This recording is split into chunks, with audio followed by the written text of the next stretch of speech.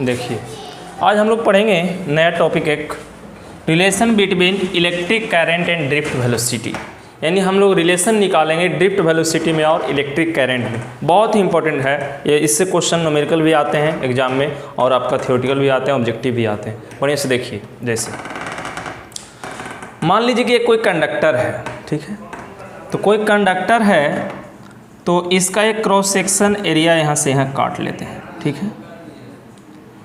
तो cross section area काट लेते हैं यहाँ से यहाँ। अगर यहाँ से मान लो इलेक्ट्रॉन इधर जा रहा है, इसकी स्पीड ड्रिफ्ट वेलोसिटी vd है, एवरेज स्पीड vd। तो ये यहाँ से लेकर के यहाँ तक चल दिया मान लो, ठीक है। तो यहाँ से लेकर के यहाँ तक जाएगा तो इसमें इलेक्ट्रॉन है ना, बहुत सारे धीरे धीरे इलेक्ट्रॉन जा रहे हैं यहाँ से लेकर के यहाँ तक। इसकी लेंथ कुछ मान लो l, लेंथ l मान लेते हैं। स्पीड क्या है vd है, टाइम इसकी कितनी लगा है dt लगा, ठीक है। तो लेंथ l है, टाइम dt लगा है, स्पीड vt है और कुछ माने हैं, क्या माने हैं, n जो है number of free electron per unit volume, यानी एक यूनिट वॉल्यूम में उसमें फ्री इलेक्ट्रॉन की संख्या n है। कितना है n है फ्री इलेक्ट्रॉन की संख्या, लेकिन वॉल्यूम कितना है 1 है, ठीक है। अब देखिए अगर स्पीड vd टाइम dt, तो हम लोग पढ़े हैं ना, क्या पढ़े हैं, speed equal to distance by time, तो distance equal to speed into time, तो यहाँ से क्या होगा vd इंटू dt, ये क्या हो जाएगा लेंथ हो जाएगा इसकी यहाँ से यहाँ। चलिए थोड़ा सा हम लोग पढ़ते हैं, तो ये लिखे number of free electron, number of free electron passing in time dt। फिर से समझिए, मैंने क्या माना n number of free electron per unit volume, एक यूनिट वॉल्यूम में फ्री इलेक्ट्रॉन की संख्या मैंने n माना है। लेकिन आप पूछ रहे हैं नंबर ऑफ फ्री इलेक्ट्रॉन, पूरे फ्री इलेक्ट्रॉन की संख्या कितना होगा यहाँ पर। एक ही इलेक्ट्रॉन थोड़ी होगा, बहुत सारे इलेक्ट्रॉन होगा, तो बहुत सारे n है, लेकिन n ही हो गया किस में, एक यूनिट वॉल्यूम में। तो यहाँ वॉल्यूम बढ़ रहा है ना, तो वॉल्यूम बढ़ रहा है तो इलेक्ट्रॉन की संख्या बढ़ेगा। तो वॉल्यूम कैसे निकलता है, तो हम लोग याद कीजिए, अगर ये सिलेंडर है तो सिलेंडर का वॉल्यूम क्या होता है पाई आर स्क्वायर एच। तो पाई आर स्क्वायर क्या इसका एरिया है, आई क्या है हाइट है, तो ना कह सकते एरिया इंटू हाइट, ये एरिया हो गया हाइट, तो एरिया इंटू हाइट या एरिया इंटू डिस्टेंस या लेंथ इक्वल टू वॉल्यूम। तो ये क्या है लेंथ l और इसकी एरिया, तो इसकी क्रॉस सेक्शन एरिया मान लेते हैं a, इसकी क्रॉस सेक्शन एरिया कितना है a। तो मैंने लिखा है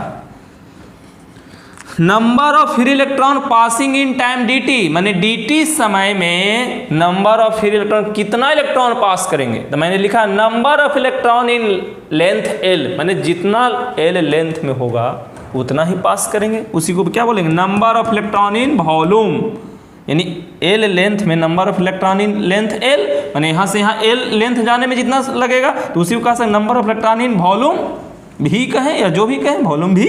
तो वॉल्यूम इक्वल टू कितना लेंथ इंटू एरिया, तो लेंथ कितना vd dt, तो vd dt इंटू एरिया। तो क्या निकला, एक तरह से वॉल्यूम निकला, ठीक है। तो एक यूनिट वॉल्यूम में कितना n इलेक्ट्रॉन, तो इतना वॉल्यूम में कितना इलेक्ट्रॉन, तो मैंने वही लिखा number of electron passing in time dt। तो टाइम dt समय में कितना होगा, एक यूनिट में n, तो वॉल्यूम n वॉल्यूम है तो n, तो वॉल्यूम कितना निकाले हैं v dt इंटू a। तो यहाँ क्या लिखेंगे v dt इंटू a, ये क्या हो गया number of electron passing in time dt। ये क्या है नंबर ऑफ इलेक्ट्रॉन है, ये क्या था number of electron passing in time dt, मैंने कितना पास करता था इलेक्ट्रॉन। तो यहाँ पर उसी को मैंने क्या लिखा number of electron in volume भी v में जितना करेगा वही होगा, ठीक है। चलिए अब क्या अमाउंट ऑफ चार्ज, तो अमाउंट ऑफ चार्ज q, तो हम लोग पढ़े हैं ना q इक्वल टू n क्या है नंबर ऑफ इलेक्ट्रॉन, e क्या है चार्ज ऑफ इलेक्ट्रॉन।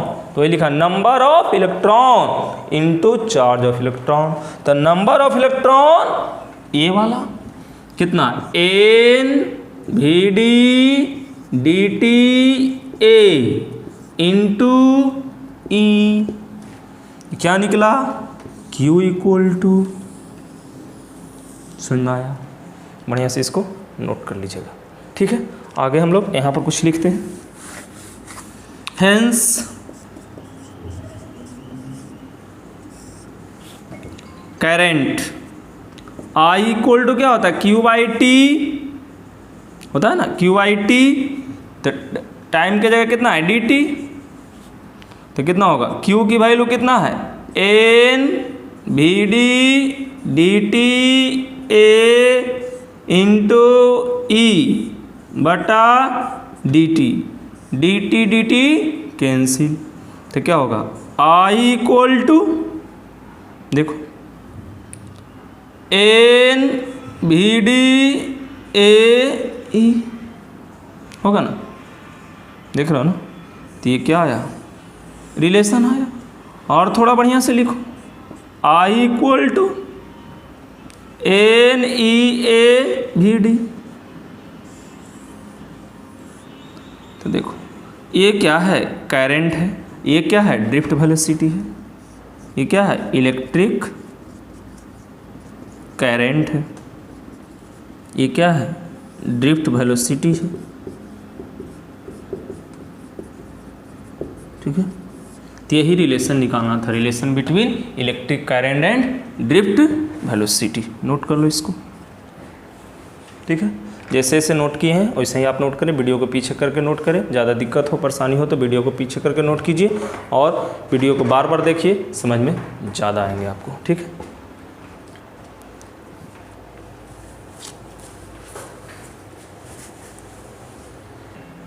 देखिए हम लोग कुछ बेसिक बातें और पढ़ेंगे। अभी तक पढ़ चुके हैं क्या, relation between electric current and drift velocity पढ़ चुके हैं। अब हम लोग पढ़ेंगे, इसी में एक आ जाता है ओम्स लॉ। ठीक है, यहाँ से बेसिक है ओम्स लॉ का, बेसिक यही से ओम्स लॉ निकला है रियल में। हम लोग भले ओम्स लॉ में पढ़े हैं, भी पढ़े हैं ना, समानुपाती आई, बस उसी को निकालेंगे हम लोग। देखिए कैसे, करंट पढ़ लिए, ड्रिफ्ट वेलोसिटी पढ़ लिए, ये ई पढ़ें। देखिए क्या ई था, ध्यान देना, जैसे ई क्या है ये, तो इसकी क्या है ई, इसकी पोटेंशियल कितना था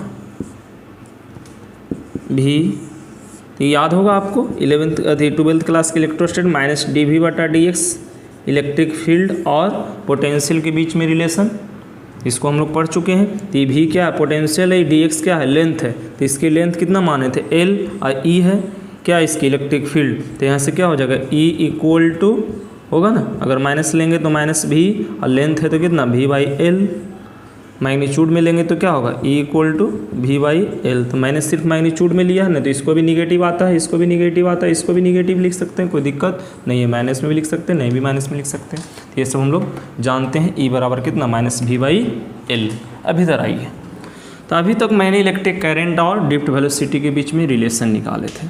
अब यहाँ से देखिए N E A V D की वैल्यू रख देते हैं, minus E E by M into tau relaxation time. ठीक है, अब देखिए N E A into E minus E, और ई का वैल्यू कितना minus V by L by tau और बटा एम, तो क्या होगा minus minus cancel, N E A E, या इसको ई स्क्वायर कर देते हैं, ई स्क्वायर होगा ना, ध्यान देना, N E into E square into ए भी बटा एम एल इंटू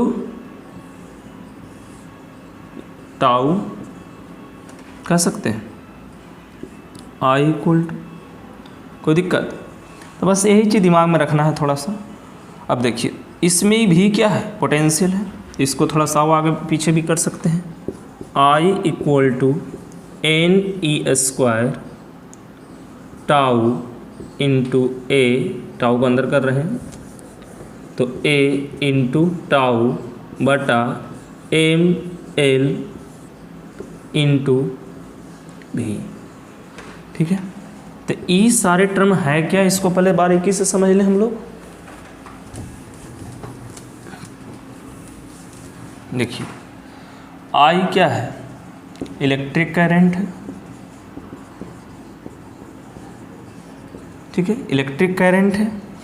एन क्या है, नंबर ऑफ इलेक्ट्रॉन है, number of free electron, number of free electron, ठीक है। ई क्या है, charge of free electron,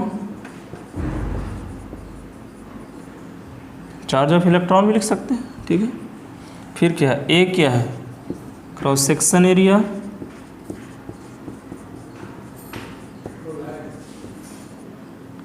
tau क्या है, relaxation time,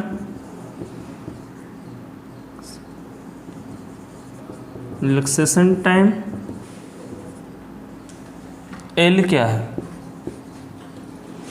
length of conductor. M क्या है, मास ऑफ इलेक्ट्रॉन। भी क्या है, पोटेंशियल डिफरेंस।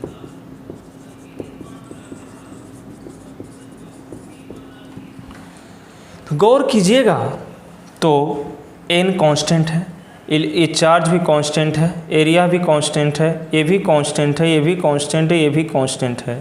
तो ये सारे कांस्टेंट हैं,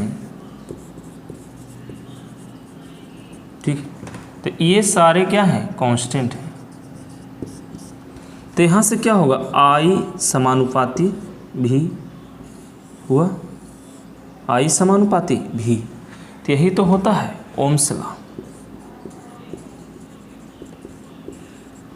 ठीक है, यही होता है आपका ओम्स लॉ। तो ये बेसिक ओम्स लॉ यही है, और ओम्स लॉ हम लोग नेक्स्ट क्लास में पढ़ेंगे। यहाँ से निकला यानी आपका क्या, ओम्स लॉ ऐसे हम लोग जनरली आप पढ़े होंगे 10th क्लास में, भी समानुपाती आई, भी इक्वल टू कितना, आर आई, यही ना पढ़े थे, भी इक्वल टू आई और ओम के नियम। तो यही मेन ओम का नियम होता है, यहाँ से भी यही ओम का नियम ही आ रहा है, ठीक है। Thank you.